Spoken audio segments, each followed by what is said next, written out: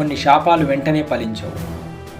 తల్లి నోటి నుండి వచ్చిన ఒక శాపం 1000 సర్పాల వినాశనానికి దారితీసింది. ఆ శాపం ఎలా మొదలైంది తెలుసా? ఉదంకుడు ప్రతీకారం. తక్షకుడు అతడికి తలపెట్టిన అపకారాన్ని ఉదంకుడు మర్చిపోలేకపోయాడు. రాజు జనమేజయుని తండ్రి మరణానికి న్యాయం మహాసర్పయాగానికి దారితీసింది. ఈ కథను వింటున్న శౌనకాది మహర్షులు సౌతిని ఇలా ప్రశ్నించారు: ఓ సౌతి, అగ్ని కన్నా భయంకరమైన సర్పరాజులు ఎలా జనమేజయుని యజ్ఞాగ్నిలో పడిపోయారు? అప్పుడు సూతుడు చెప్పిన కథ కాలచక్రాన్ని వెనక్కి తిప్పింది. పూర్వం భృగు అనే మహర్షి ఉండేవాడు. అతడి భార్య పులోమ గర్భవతిగా ఉండేది. స్నానానికి వెళ్తున్న భృగువు పులోమను అగ్నిహోత్రం రగిలించమని చెప్పి వెళ్ళిపోయాడు. అప్పుడు పులోముడనే రాక్షసుడు అగ్నిగృహంలో ప్రవేశించి పులోమను చూసి మోహించాడు. అప్పుడు ఆ పులోముడు అగ్నిహోత్రునితో, ఓ అగ్ని, ఈమె చాలా అందంగా ఉంది, ఈమె ఎవరి భార్య అని అడిగాడు. అగ్నిహోత్రుడు పెద్ద ధర్మ సంకటంలో పడిపోయాడు. నిజం చెప్తే భృగు మహర్షి శాపం తప్పదు, తెలిసి చెప్పకుండా ఉంటే అసత్య దోషానికి పాల్పడిన వాడనవుతాను, అసత్యం చెప్పడం కన్నా మహర్షి శాపమే మేలని అనుకుని ఆ మహా పతివ్రత భృగు మహర్షి భార్య అని చెప్పాడు. అప్పుడు రాక్షసుడికి గతం గుర్తొచ్చింది. పూర్వం ఈమెను నాకిచ్చి వివాహం చేస్తానని మాట తప్పి ఈ భృగువుకు కట్టబెట్టారన్న కోపంతో భయంకరమైన పంది రూపాన్ని ధరించి ఆమెను భయపెట్టాడు పులోముడు. భయంతో ఆమె పారిపోతూ ఉండగా గర్భంలోని శిశువు జారి నేలపై పడింది. ఆ మునికుమారుడే చ్యవనుడు.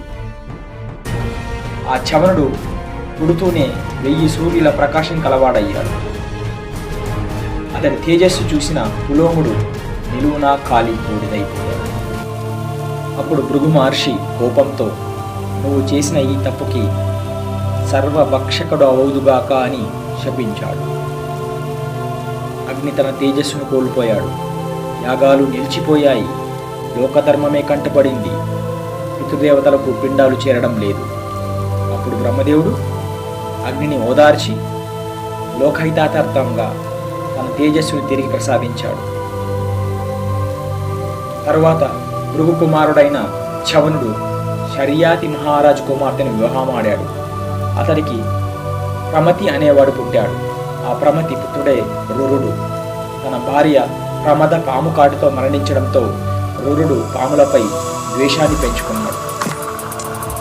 ప్రియురాలి మరణాన్ని తట్టుకోలేక రురుడు దేవతలను ప్రార్థించగా వారు, నీ ఆయుర్దాయంలో సగం నీ భార్యకు ఇవ్వు అన్నారు. వెంటనే రురుడు తన ఆయుర్దాయంలో సగం ప్రమదకు దానం చేసి బ్రతికించుకున్నాడు. సూతుడు చెప్తున్న ఈ కథంతా వింటున్న శౌనకాది మహర్షులు, ఓ సౌతి, పిల్లలు ఎన్ని తప్పులు చేసినా కడుపులో పెట్టుకుని దాచుకోవాల్సిన తల్లి అయిన కద్రువయే పాములపై కోపించి ఎందుకు శాపించింది అని అడిగాడు. అప్పుడు సూతుడు ఇలా చెప్పాడు: పూర్వం కృతయుగంలో కశ్యపుడనే మహర్షి ఉండేవాడు. అతనికి 2 భార్యలు, కద్రువ, వినత. వారి కోరిక మేరకు కశ్యపుడు పుత్రకామేష్టి యాగాన్ని చేశాడు.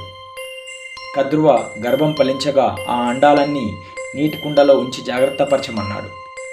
కొంతకాలానికి ఆ అండాలన్నీ పగిలి శేషుడు, వాసుకి, ఐరావతుడు, తక్షకుడు మొదలైన 1000 మంది సర్పశ్రేష్ఠులు పుట్టారు. కద్రువ పుత్రులు తన మాట వినలేదనే కోపంతో జనమేజయుడు చేసే సర్పయాగంలో మీరంతా మరణం పొందురుగాక అని శపించింది. ఇలా తల్లి శాపం, ఉదంకుడి కోపం, జనమేజయుడి ప్రతీకారం అన్నీ కలిసి సర్పయాగానికి దారితీశాయి. కానీ సర్పుల సంహారానికి విరోధంగా నిలిచిన ఒక మహాశక్తి ఉంది. ఆ మహాశక్తి గరుడు. గరుడు ఎవరు? అతను శ్రీమన్నారాయణునికి వాహనంగా ఎలా మారాడు? ఈ విషయాలన్నీ తదుపరి భాగంలో తెలుసుకుందాం. Keep watching. Please like, share, subscribe.